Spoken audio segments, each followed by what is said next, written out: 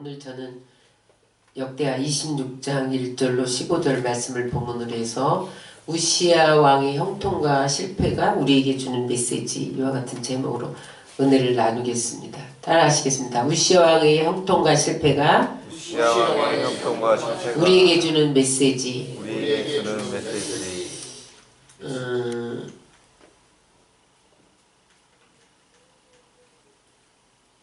하나님은 우리가 모두 형통하기를 원하세요. 그런데 하나님뿐만 아니라 우리가 형통하기를 원해요. 근데 형통이라는 말을 히브리어로 보니까 찰레아흐, 무슨 뜻인가 하면 번성한다, 그런 뜻이에요. 영어 성경에 보면 성공한다, successful이라고 번역되어 있더라고요.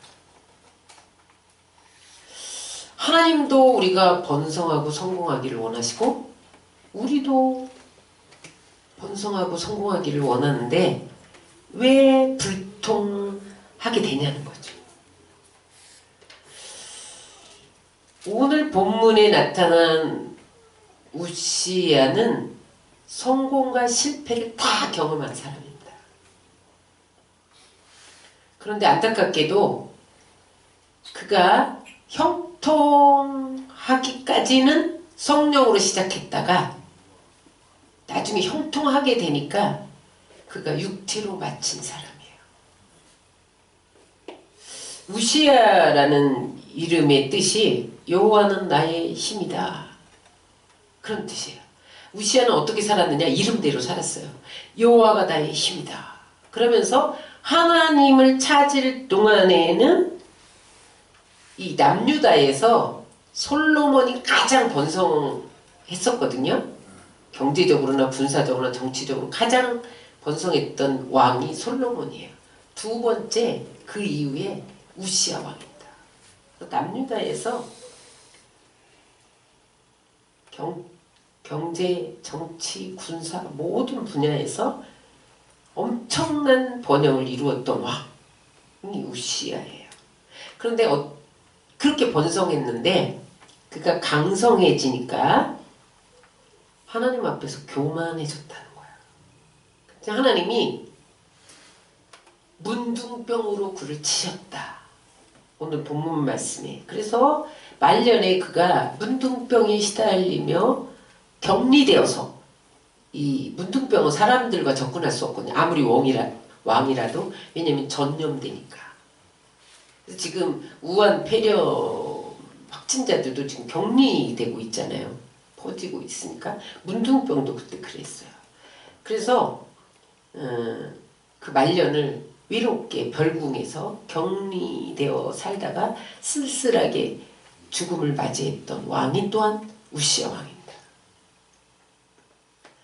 그가 한때 그렇게 형통했는데 인생 말년에 문둥병에 걸려서 비참한 생애를 마감하는 실패의 마침표를 찍을 수밖에 없었던 이유가 어디에 있냐는 거죠. 그래서 오늘 우리 우시야의 성공과 실패를 통해서 한번 함께 은혜를 나누고자 합니다. 먼저 우시야의 형통을 살펴보겠습니다. 8절 10절에 보면 그가 얼마나 형통했는지 강성하게 되었다는 거예요. 다 같이 읽겠습니다. 시작.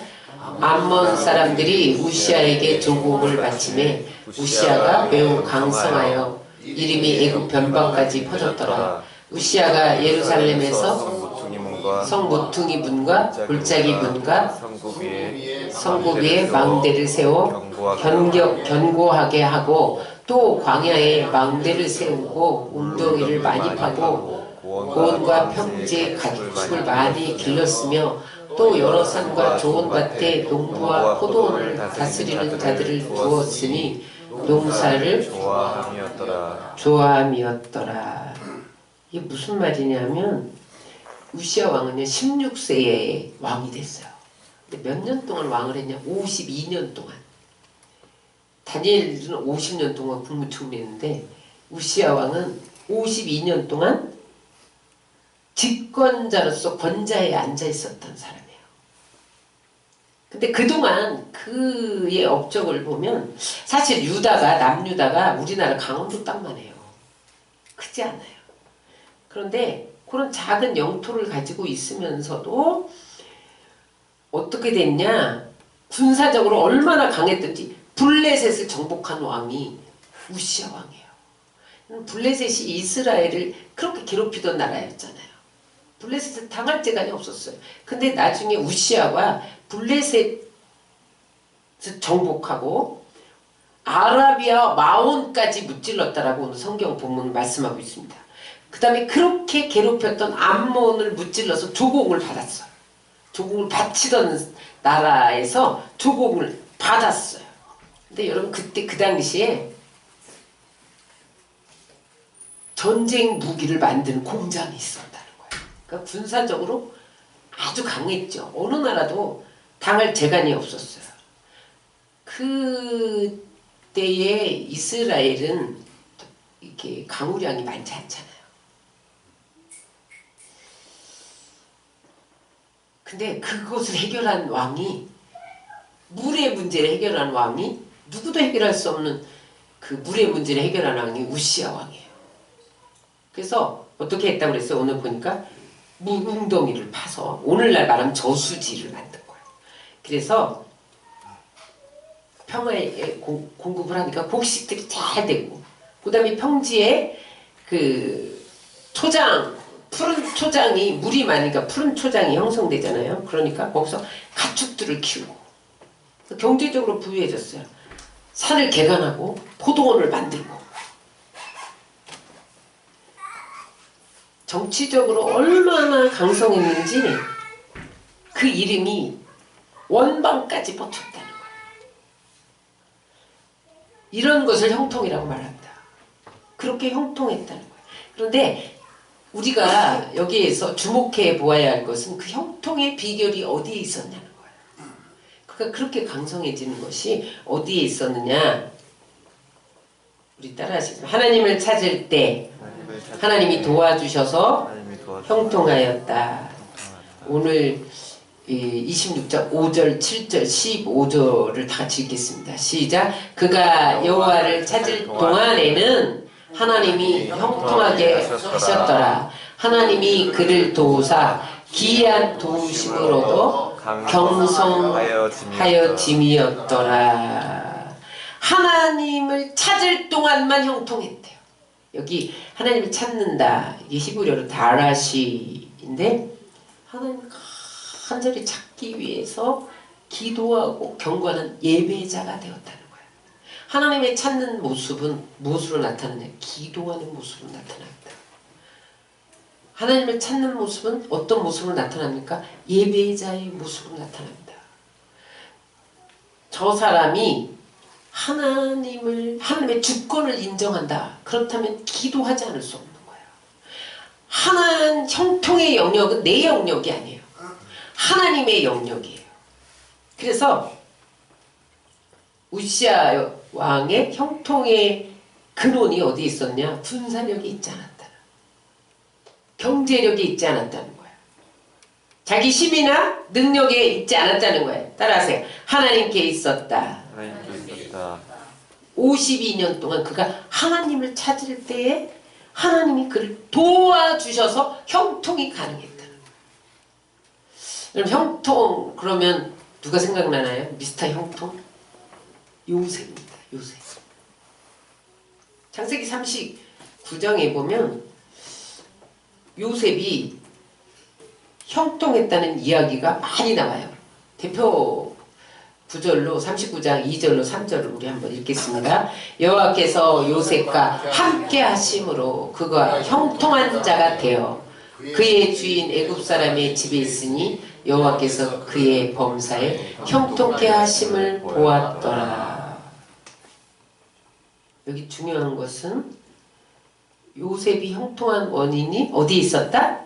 하나님이 함께 하심으로 형통케 되었다는 거예요. 근데 여기 중요한 단어가 형통한 자가 되어. 형통은 내가 만드는 게 아니라는 거예요. 형통은 되어지는 거라는 거예요. 되어지는 건데 그 되어짐을 누가 만드시냐, 형통을 누가 만드시느냐, 하나님이 만드신다. 그럼 총선이 되면 딱 국회의원이 되려고 모든 재산을 다 털어서 선거 유세를 하고 그러잖아요. 그렇게 해서 내가 국회의원에 당선된다고 생각을 하는 거예요. 근데 여러분, 형통이 번성도 되고 성공도 된다고 그랬잖아요. 성공, 번성, 형통 이런 단어는 하나님을 떠나서는 성취될 수 없는 단어예요. 따라하세요. 하나님만이 하실 수 있다. 형통은 내가 쫓아간다고 되는 게 아니에요. 하나님이 형통을 가지고 우리를 쫓아오셔야 되는 거예요. 요셉이 감옥에 갇혔는데 감옥에서도 형통하였더라. 어떻게 감옥에서 형통해요? 하나님이 감옥까지 따라오셔서 그를 형통케 하셨다는 거예요. 요셉은 형통을 쫓아다니지 않고 형통이 요셉을 쫓아다녔어요. 그래서 하나님이 그를 형통케 하셨는데 그 범위가, 요셉의 형통 범위가 어디였냐면 어디였어요? 범사였어요. 범사. 하나님은요 우리에게 형통을 주실 때 부분적으로 주시지 않는다. 만사 형통하게 하신다는 거예요. 왜냐하면 만사가 하나님의 영역이에요. 하나님은 영적인 영역만 관리하시고 육적인 영역은 간섭하지 않는다. 그렇지 않다는 거예요. 하나님은 우리의 어떤 생사화복 이런 것은 관여하지 않는다. 그게 아니라는 거예요. 만사를 주관하시는 분이 하나님이십니다. 그래서 하나님을 찾는 사람에게 하나님은 만사가 형통되게 하신 거예요. 만사는 뭐예요? 영혼이 잘 되고 범사가 잘 되고 강건하고 그런 것이 만사 형통입니다. 여러분 형통하기를 원하세요? 하나님을 찾아야 돼요. 기도 안 하는 사람이 하나님을 찾는다고 말할 수 없어요. 예배하지 않는 사람이 하나님을 찾는다고 말할 수 없어요. 하나님은 어떤 사람에게 형통하느냐? 하나님을 찾는 자에게 형통하십니다. 어떤 때는 예배가 너무 많으니까 예배를 한 번도 빼놓지 않던 오늘 노현용 집사님께 물어보려고 했더니 안 나오셨네. 오늘 무슨 일이 있으신가요?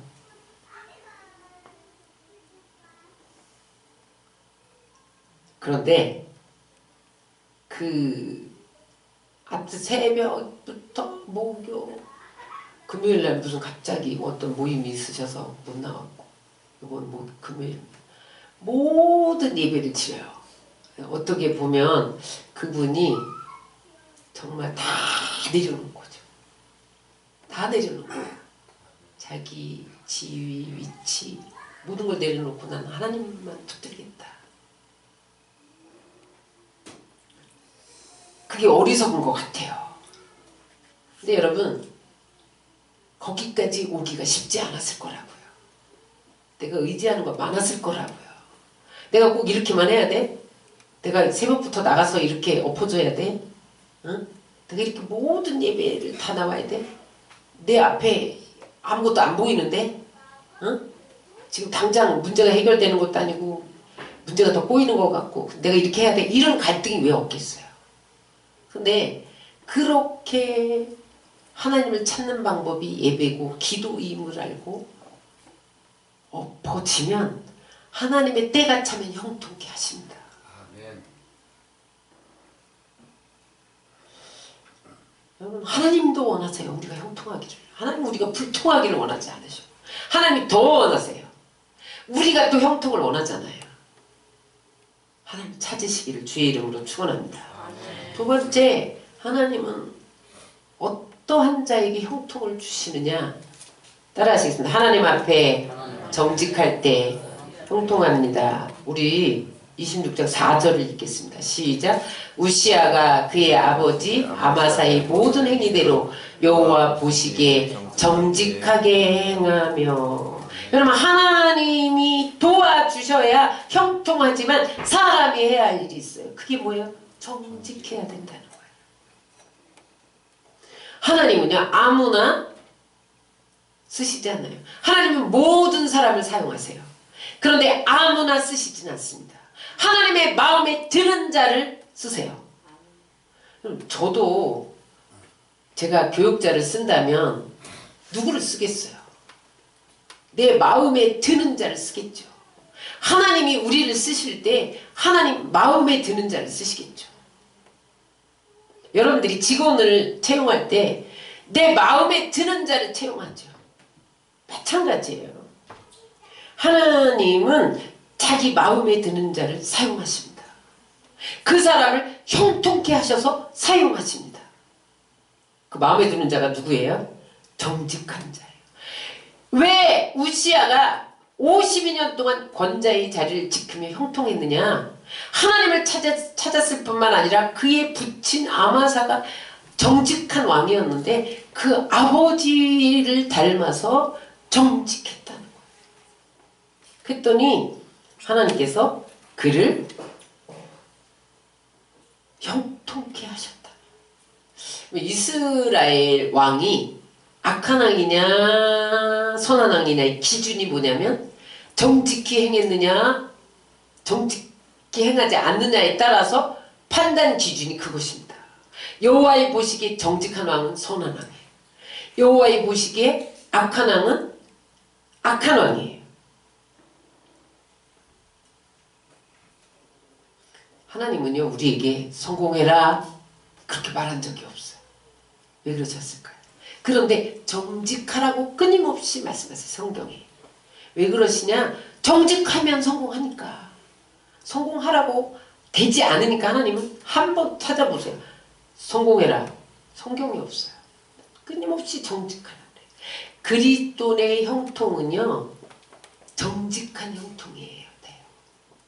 세상 형통은 무엇입니까? 수단 방법을 가리지 않고 잘 되는 것이 세상 형통입니다. 거짓말하고 사기치고 빼앗고 남의 등치고 억울하게 하고 그러면서도 나만 잘 되면 돼. 이게 형통이에요. 세상 형통. 근데 그리스도인의 형통은 뭐냐면 그리스도인들은 그렇게 수단 방법을 안 가리고 나만 형통하면 돼. 남이 피해를 입든 고통을 하든 상관없이 나만 형통하면 돼.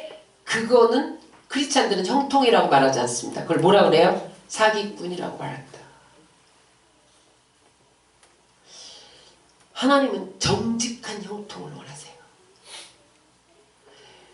제가 아주 좋아하는 한국 유리 창업자 최태석 장로님, 한국 기업인으로 존경받는 인물이에요.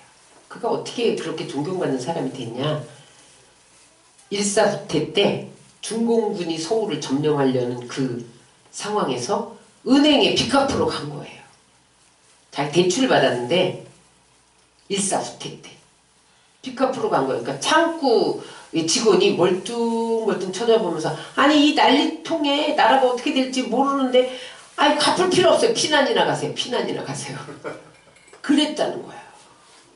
근데 그때 그래 난리통에 뭐 빚을 갚은데 뭐 흔적이나 있겠냐.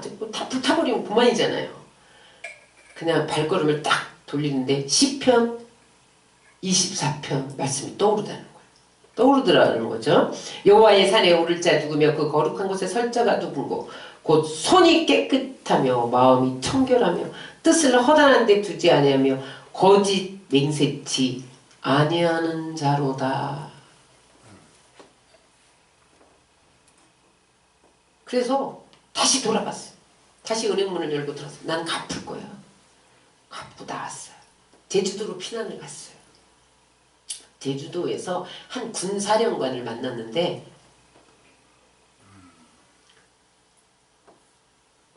저분이 명함을 내미니까 그 군사령관이 당신이 최태섭 장로요. 그러더라는 거예요. 그러더니 군부대에 절인 물을 납품하세요. 그래서 절인 물을 납품했어. 최선을 다해서 공급했어. 조금 있다가 신선한 생선을 납품해 주세요. 그래서 신선한 생선을 힘을 다해서 또 납품을 했어요. 그런데 이 신선한 식품만을 납품한다 이 소문이 그 지역에 막 퍼지기 시작해서 여기저기서 주문이 쇄도한 거예요. 나중에는 이게 생선을 사와 갖고는 안 돼. 그래서 원양어업에 손을 대기 시작을 했어요. 그런데 돈도 없죠. 시작은 했는데 담보도 없죠. 그래서 은행을 찾아갔어요. 내가 이렇게 원양어업을 손을 댔다. 나를 좀 대출을 해달라. 그랬더니 은행 직원이 또 한 번 쳐다보면서 아니 이 전쟁통에 누가 대출을 해준다고 그러지. 이상한 사람이야. 왜냐면 전쟁통에 안 갚아도 되는데 갚고 이 불확실한 전쟁통에 누가 대출을 해줘요. 응? 뭐가 보장이 돼 있어야지. 그래서 거절당하고 내려 나오다가 아, 내가 옛날에 상환한 것이 잘 처리됐나? 자기 영수증을 은행 직원에게 보여주면서 한번 점검 좀 해달라고. 그래서 이렇게 채태서 바로 당신이군요. 중공군이 서울에 들어오기 직전에 빚 갚은 사람. 막 그러면서 당신 이야기가 은행가에 전설이 되었습니다. 내가 당신을 은행장에 소개하고 싶습니다. 은행장실로 막 데리고 들어가더라는 거야. 은행장이 채태섭 장로를 알아보고 손을 잡더니 당신 같은 사람 때문에 우리나라에 소망이 있습니다. 그리고 당신은 정직한 기업인의 모델입니다. 무엇이 필요합니까? 얼마가 필요하십니까? 그때 또 2억을 대출받았다는 거예요. 지금 200억, 2천억 될걸요? 응? 일사후퇴 때니까 화폐 가치가 지금 얼마나 증가됐어요. 그래서 그것 갖고 무담보로 원양어업을 하게 됐고 나중에 한국유리의 창업자가 되었다는 거예요. 하나님은 언제나 정직한 자를 형통케 하세요. 잠언서 11장 11절을 다 같이 읽겠습니다. 시작. 성읍은 정직한 자의 축복으로 인하여 진흥하고 악한 자의 입으로 말미암아 무너지느니라. 정직이 자본이라. 사업은 정직이 진흥시킨다는 거예요. 내가 진흥시키는 게 아니라는 거예요. 정직하면 손해보기 보는 것 같다. 그래서 우리는 순간적으로 거짓을 해요. 그런데 결국은 거짓은 탄로나게 돼 있어요. 결국은 하나님이 정직한 자에게 축복을 만들어 주셔요. 여러분 형통은 우리의 영역이 아니에요. 하나님이 주셔야 되는 거예요. 되어지는 거예요. 내가 쫓아가는 게 아니에요. 정직 자본이에요. 그런데 정직한 자는 당대 자기만 형통으로 끝나지 않는다는 거예요. 후손까지 강성하게 해주신다는 거예요. 시편 112편 2절 4절 읽겠습니다. 그의 후손이 이 땅에서 강성하며 정직한 자들의 후손에게 복이 있으리로다. 강성이라는 말은 후손이 능력 있는 자가 된다는 거예요. 무슨 말이에요? 어디 가도 능력이 있으면 성공하는 거야. 근데 아버지가 돈이 많아. 근데 자식이 능력이 없어. 그러면 어디 가도 실패합니다. 근데 하나님은 돈을 주시는 게 아니라 강성하게 능력을 주셔서 어디 가든지 강성하도록 만들어 주신다는 거예요. 그래서 여러분 우리는 정직을 물려줘야 돼. 돈을 물려줄 생각 하지 말아야 돼요. 정직을 물려줘야 후손이 강성해져요. 뉴욕에 가면 허드슨 강변에 리버사이드 교회가 있어요. 근데 그 교회에 유명한 게 뭐냐면 종이 68개야. 근데 그게 이 종각이 있어. 68개가 달려있는 종각이 있는데 종소리가 너무 아름다워요. 68개가 리드미컬하게 울려 퍼지는 거야. 땡그렁땡그렁이 아니라 어떤 하모니를 이루는 거예요. 그렇게 만들어져 있어요. 그러니까 가던 사람들이 다 종소리가 드르르르 하고 막 찬양으로 막 이렇게 나오니까 발걸음을 멈추고 다 그 앞에 서 있는 거예요. 그 교회가 누가 세운지 아세요? 120년 전에 아주 가난했는데 정직하게 돈을 벌어서 건축 헌금한 사람에 의해서 그 교회가 세워졌어요. 근데 그 사람이 누구냐면 록펠러 할아버지예요. 록펠러 할아버지. 그런데 나중에 록펠러가 뭐라고 말하냐면 교회를 건축한 것은 할아버지인데 복을 받은 것은 자손입니다. 고백을 했어요. 나중에 그 자손이 얼마나 잘 됐냐. 록펠러 재단 거기서 지금 뭐 아이비리그 동부에 있는 대학들 뭐죠? 장학금 하는 재단을 만들었거든요. 그래서 록펠러 재단에서 장학금 안 받는 사람 별로 없어요. 아이비리그 대학에서. 그 후손들이 아이비리그 대학 그쪽에서 졸업해갖고 다 동부 지역 그쪽에서 졸업한 사람들 뭐 거기 하버드 보스턴 거기 그쪽이 동부 다잖아요. 그 자손들이 다 그쪽에 나온 거예요. 부통령 했죠. 재무부 장관 했죠. 대통령 특보 했죠. 주지사 했죠. 아칸소 주지사 했죠. 은행장이 수없이 자선 사건 수없이 나왔어요. 뿐만 아니라 헌금만 그 기업에서 나오는 헌금만 다루는 사람이 40명이에요. 직원이. 헌금만 매일 헌금만 다루는 사람이. 정직하면 후손이 강성해야 돼요. 우리의 신앙은 당대에서 갖춰지는 게 아니야. 우리의 신앙은 후손까지 영향이 되는 거야. 영향을 미치는 거야.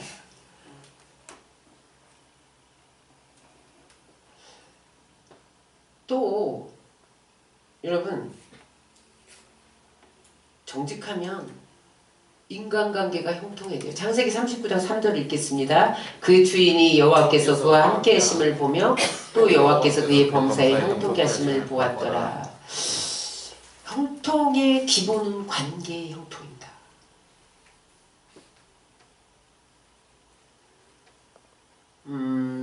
관계가 불통하면요 형통할 수가 없어요. 요셉이 형통하게 된 그 비결 중에 하나가 주인이 봐도 너무 정직하더라는 거예요. 그래서 주인이 인정하도록 넌 정직하니까 형통할 수밖에 없어. 그렇게 판단할 수 있었다는 거죠. 그래서 요셉의 그 정직을 한마디로 표현하는 것이 39장 9절입니다. 시작. 내가 어찌 이 큰 악을 행하여 하나님께 죄를 지으리까. 아무도 보지 않는데 보디발의 아내가 유혹할 때 하나님 나를 보고 있는데 내가 이 큰 죄를 지을 수 없다. 하나님 앞에서 정직했다는 거예요. 우리는 하나님보다는 사람 눈을 많이 의식하죠. 사람이 안 보니까 이렇게 한단 말이죠.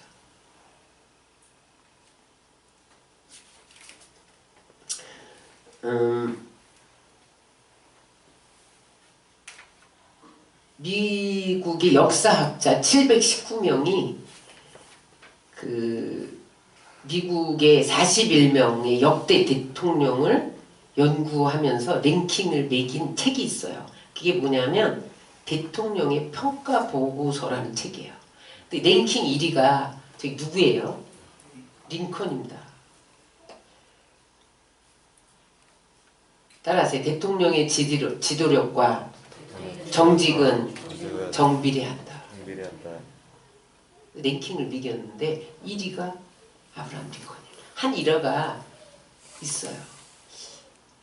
아브라함 링컨은 책을 좋아해서 늘 도서관이나 서점에서 책을 빌려서 봤다. 돈이 없어서 빌려봤다는 거예요. 어느 날 책을 보다가 물을 쏟았어요. 그걸 잘 말려갖고 반환을 했어요. 그러면서 거기다가 뭐라고 썼냐면 물이 쏟아져 말리긴 했지만 저의 실수였습니다. 그러므로 배상하겠습니다. 그러면서 글을 써서 넣었다는 거예요. 그것을 본 서점 주인과 도서관 주인들이 정직한 사람으로 인정하고 소문이 퍼져서 나중에 그가 대통령이 됐는데 대통령 때도 정직 1위가 되었다는 거예요. 여러분, 아니 책에 물 좀 엎질렀다가 뭐 이렇게 말려서 줬는데 뭐 그거 설령 이거 왜 이렇게 물로 엎질렀으니까 이렇게 말해도 내가 한 거 아니에요. 딴 사람이 한 거. 이렇게 잡아뛰는 게 보통일 겁니다. 아마. 그런데 그는 하나님과의 관계에서 사람과의 관계에서 가장 중요한 것은 정직이다. 그것을 알았던 거예요. 그래서 자기의 실수를 늘 그렇게 고백했다는 거죠. 정직하면 하나님께 인정받아서 형통케 되고 관계가 형통해져서 형통케 되는 거예요.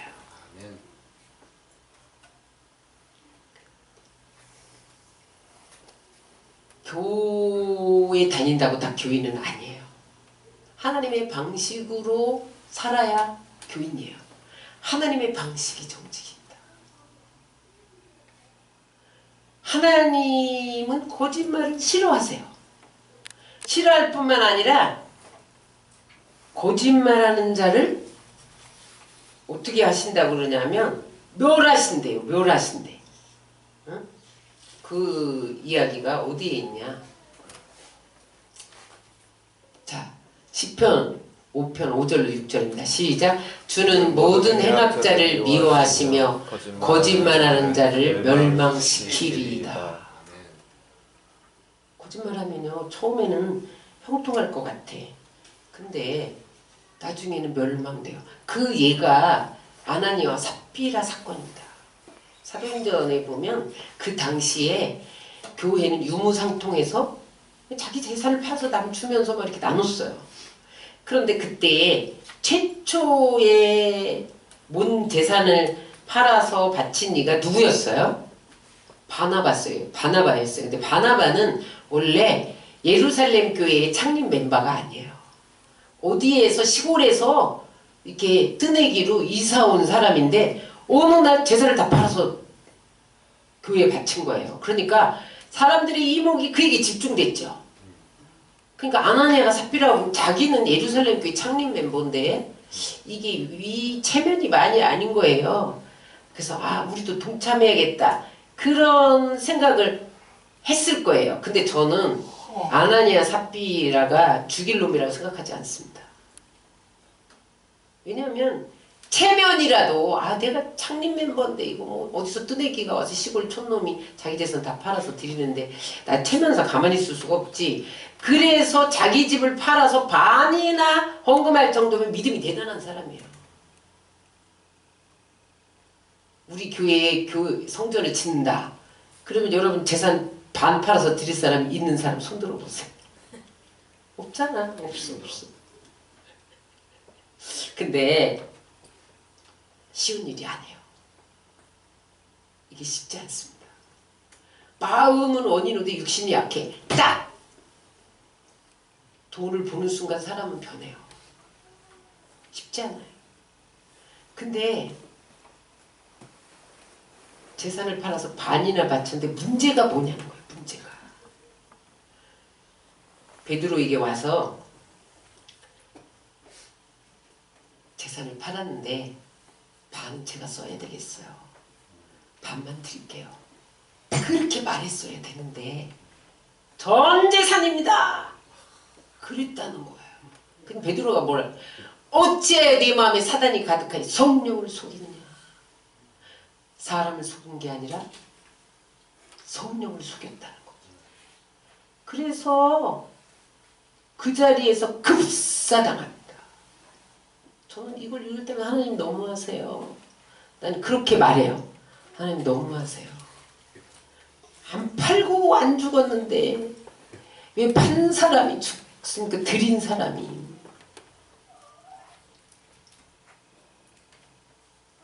하나님 꼭 그렇게 하셔야만 했어요? 난 이런 질문을 많이 해요. 제가 성경을 깊이 묵상하다가 발견했어요. 하나님이 그럴 수밖에 없었던 이유가 무엇일까? 교회의 특징은 거룩성이에요. 거룩을 해치는 중대한 사건이 아나니아와 삽비라 사건이었다는 거예요. 초대교회가 이제 막 거룩만 해서 거룩으로 나가는데 이 거룩하지 못한 거짓을 처리하지 못하면 거룩성을 이 공동체가 잃어버리면 이 공동체는 죄로 물들 뿐만 아니라 인간의 욕망으로 범벅이가 될 것이기 때문에 하나님은 현장에서 모델 케이스로 아나니아 삽비라를 치셨다는 거야. 교회에 한 사람 한 사람이 귀한다. 저는 한 사람의 귀함을 개척하고 깨달았습니다. 여의도에서 수많은 인간의 숲속에서 사람이 저렇게 많구나 늘 그렇게 생각했는데 개척하고 보니까 한 사람이 중요해요. 그런데 하나님은 한 사람보다 교회의 거룩성을 지키는 일이 더 중요했다는 거예요. 교회의 거룩성을 지켜야만 모든 교인이 살 수가 있었다는 거예요. 한 사람을 희생해서라도 교회의 거룩성을 지켜야 했다는 거예요. 근데 여러분 이름을 연구해 보니까 마음이 짠해요. 아나니아라는 이름이 여호와의 은혜예요. 하나님이 그때 자식들의 이름을 지을 때는 이렇게 살아라 부모의 갈망이 들어있어요. 그리고 대부분 그렇게 살았어요. 그 부모는 아나니아가 여호와의 은혜 안에서 살기를 원했던 거예요. 삽비라의 이름은 사파이어라는 보석에서 온 아름다움, 사파이어처럼 아름답다, 그런 뜻이에요. 그들은 이름대로 은혜 받으려고 몸부림했을 거예요. 아름다움을 추구하며 꿈꿨을 거예요. 그런데 그들은 그 은혜와 아름다움을 지키지 못하고 비극으로 끝나는 슬픔을 맞이하게 됩니다. 은혜롭고 아름답게 살 수 있었을 텐데 왜 그랬을까? 근데 제가 사도행전 이 아나니아 삽비라 사건 그 성경을 읽다가 1절에 보니까 4장 1절에 보니까 아나니아라 하는 사람이 아내와 아내 삽비라와 더불어 소유를 팔았대요. 같이 팔았대. 그러니까 땅값 얼마를 감춘 걸 아내가 알았어요? 몰랐어요? 알았죠. 그때에 아내가 여보 이래서는 안 돼. 정직하게 삽시다. 그렇게 말렸어야 했죠. 둘 다 죽진 않았을 거예요. 그런데 이런 남편이 이런 나쁜 꾀를 만들어서 아내와 의논할 때 그러면 안 돼. 막아서야 돼요.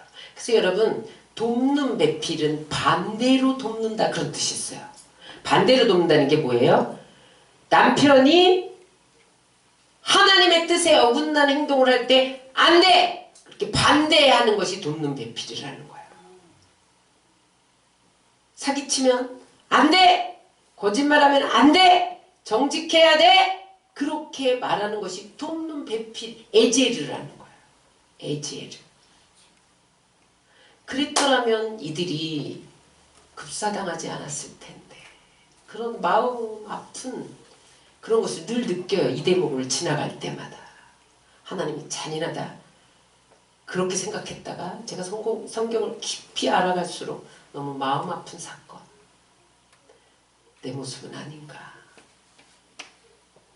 생색내려고. 내가 그렇게 신앙생활하지 않는가. 그런 걸 돌아봅니다. 에베소서 4장 25절은 그래서 이렇게 말합니다. 시작. 그런즉 거짓을 버리고 각각 이웃으로 더불어 참말을 하라. 정직해야 합니다. 진실을 해야 돼. 근데 이게 우리의 힘으로 안 돼요. 다윗도 자기 힘으로 안 된다고 그랬어요. 그래서 시편 51편 10절에 보니까 이렇게 말해요. 시작. 하나님이여 내 속에 정한 마음을 창조하시고 내 안에 정직한 영을 새롭게 하소서. 어떻게 해야 돼요? 은혜를 받아야 정직해진다는 거예요. 성령의 감동을 입어야 정직해진다는 거예요. 성령은 깨끗한 영이고 거룩한 영이기 때문에 성령이 내 안을 지배해야 내가 깨끗해진다는 거예요. 응? 보혈로 우리의 심령을 새롭게 해야 정직해질 수 있다는 거예요. 여러분 이게 우리의 한계입니다. 우리의 힘으로 안 돼요. 그래서 예배해야 된다. 기도해야 된다. 은혜 안에 거해야 된다. 나도 나를 모르니까 내가 어떠한 불법으로 행할지 어떠한 나쁜 짓을 행할지 나도 모르니까 그렇게 살아야 한다는 거예요. 여러분 예루살렘 교회가 아나니아 삽비라의 급사 사건을 보면서 충격을 받았죠. 호닥 뒤집혔어요. 그런데 중요한 것은 예루살렘 교회가 이 사건으로 인해서 더 큰 부흥이 이루어졌다는 거예요. 왜냐하면 거짓을 잘라내고 위선을 끊어냈을 때 성령이 운행하기 시작했다는 거예요. 교회는 성령이 하시는 거예요. 돈 많은 사람이 교회를 운영하는 거 아니에요. 여러분 성령이 하시는 거예요. 거룩하고 우리가 정직하기만 하면 그 다음에 부흥은 하나님이 하시는 거예요. 여러분 정직한 영으로 새롭게 되시기를 주의 이름으로 축원합니다. 근데 이제 우시아가 어떻게 해서 실패냐 그렇게 형통했는데 하나님을 찾을 동안에는 형통했는데 나중에 영적으로 타락해요. 어떻게 해서 그랬냐? 우리 26장 16절로 18절 읽겠습니다. 시작. 그가 강성하여짐에 그의 마음이 교만하여 악을 행하여 그의 하나님 여호와께 범죄하되 곧 여호와의 성전에 들어가서 향단에 분향하러 한지라. 제사장 아사라가 여호와의 용맹한 제사장 80명을 데리고 그의 뒤를 따라 들어가서 우시아 왕 곁에 서서 그에게 이르되 우시아여 여호와께 분향하는 일은 왕이 할 바가 아니요 오직 분향하기 위하여 구별함을 받은 아론의 자손 제사장들이 할 바니 성무소에서 나가소서. 왕이 범죄했으니 하나님이 여호와께서 영광을 얻지 못하리이다. 이게 무슨 말이냐? 강성해지니까요 교만해져서 자기가 제사장까지 다 하려고 했다는 거야. 이 이야기가 어디에서 나와요? 사무엘이 제사하러 가고 있는데 사울왕이 못 참아서 자기가 제사 드리잖아요. 사무엘이 도착해서 이게 무슨 일입니까? 그랬더니 변명하는 거야. 백성들이 전쟁에 나가야 되는데 흩어질까 봐 내가 미리 드렸습니다. 내가 왕인데 제사장 급 같은 것쯤이야. 이렇게 생각했다는 거야. 올건했다는 거야. 그랬더니 그때 사무엘이 사울 왕에게 하나님께서 당신의 왕위를 길게 하지 못하게 할 것입니다. 폐위 선언을 합니다. 그래서 사울 왕은 폐위된 거예요. 그런데 우시아가 이것을 번복한 거예요. 응? 그래서 여기 대제사장과 제사장 80명이 뒤를 따라가다가 갑자기 분향단을 잡고 제사장이 분향하려고 하는 거야. 제사장이 할 일을 왕이 하는 거야. 안 됩니다. 그건 왕이 하면 안 됩니다. 하나님의 영광이 떠납니다. 그랬더니 화를 내는데 이마에서 문둥병 탁 번진 거예요. 여러분 왜 그랬을까요? 문둥병만이 왕을 쫓아낼 수 있는 구실이 됩니다. 하나님은 정확하세요. 이 사람의 아킬레스건 어디를 만져야 이 사람이 회개한다는 걸 아세요. 그래서 왕을 그냥 쫓아낼 수가 없잖아. 그러니까 문둥병 들면 격리돼야 돼. 그냥 무조건 쫓아내야 돼. 합당한 구실을 찾아서 하나님 문둥병을 벼락하게 하셨다는 거예요. 그래서 그는 어떻게 됐어요? 별궁에서 격리 수용되면서 살았습니다. 우리에게 주는 메시지는 뭐냐면 사람은 성공하고 형통하고 승리하고 잘되고 풍요로우면 하나님의 은혜를 망각하고 하나님을 찾지 않는다는 거예요. 그래서 여러분 하나님 우리에게 형통을 막 부어주시고 싶은데 안 주시는 이유가 있어요. 네가 나를 끝까지 찾을 건지를 계속 타진을 하세요. 타진을 해서 조금 합격 이렇게 수위를 높여가시는 거예요.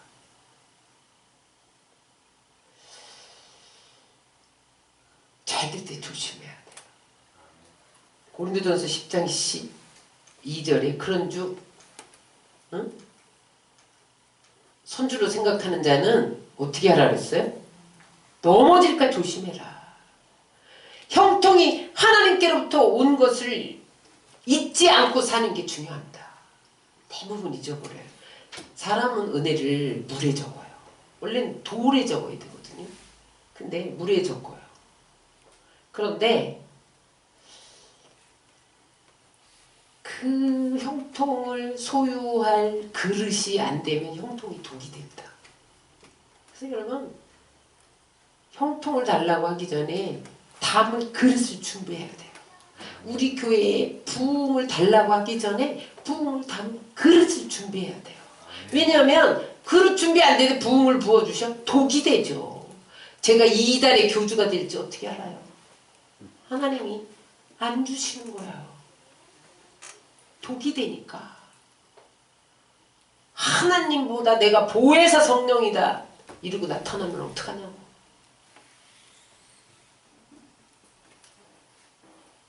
하나님은요 교만을 싫어하세요. 싫어할 정도가 아니야. 대적하셔요. 예레미야 50장 31절 시작. 주 만군의 여호와가 말하노라. 교만한 자여 보라 내가 너를 대적하나니 내 날 곧 너를 벌할 때가 이르렀습니다. 교만하면 하나님이 대적하고 너를 반드시 벌할 때가 이르렀다는 거예요. 여러분 우리는 그래서 받은 은혜를 지속하려고 몸부림해야 돼요. 그래서 또 피곤해도 새벽을 깨우며 엎드리고 목이 쉬어도 부르짖고 잠을 설쳐도 또 밤새 기도하고 잘 될 때 하나님과의 관계를 더 견고히 해야 돼요. 근데 그 관계는 겸손해서 와요. 하나님과의 그런 관계는 항상 교만해서 와요. 교만한 사람은 절대 하나님을 순종하지 않아요. 그것은 또 불신앙으로 믿지도 않아요. 바뀝니다. 그래서 여러분 왜 교만한 자를 대적하냐? 하나님께 불순종하고 고역하니까 하나님이 대적하시는 거예요. 그래서 여러분 은혜 받을수록 겸손해지시기를 주의 이름으로 축원합니다. 영적으로 교만해지면 영적 문둥병이 든다는 것을 잊지 말아야 돼요. 영적 문둥병이 들면 어떻게 되냐? 살이 썩어져 문드러간데도 감각을 모르는 거예요. 내가 지금 잘하고 있다고 생각하는 거예요. 난 안 아프다고 생각하는 거예요. 응? 그리고 사람들에게 격리되고 섞이지 못하는 것이 내 안에 영적으로 문둥병 걸려서 격리되고 있는 겁니다. 말씀 정리합니다. 저는 오늘 이 말씀을 준비하면서 우시아의 형통과 실패가 나의 이야기다. 그렇게 받아들였어요. 저는 언제나 저에게 설교를 해요. 여러분들 들어라 이렇게 설교한 적이 없어요. 주님이 요즘에 저한테 계속 말씀하세요. 내가 부흥을 줄 건데 교만하지 마라. 그래서 나중에 여러분들에게 고백하지만 제가 교만할까봐 하나님이 저를 한번 낮추는 일이 있었어요. 최근에. 내가 교만했구나. 우시아의 형통은 하나님을 찾을 때였어요. 겸손하게 낮아져서 하나님 앞에 기도하고 예배하고 하나님이 나의 전부입니다. 그럴 때까지만 하나님이 형통케 하셨다는 거예요. 형통 내 영역이 아니에요. 부흥은 내 영역이 아니에요. 하나님의 영역이에요. 정직한 자에게 주세요. 하나님을 찾는 자에게 주세요. 주님만 바라보고 하나님이 함께 하심으로 형통한 자가 되었더라. 그것이 그리스도인의 형통이 되어야 돼요. 그리스도인인데 거짓말하고 사기치면서 잘 되었다, 형통하다, 그렇게 말하지 않습니다. 저 사기꾼, 너 때문에 그게 안 나갔다, 이렇게 되어지는 거예요. 정직한 형통, 하나님이 부어주는 형통, 그를 향해 무릎을 꿇으시기를 주의 이름으로 축원합니다.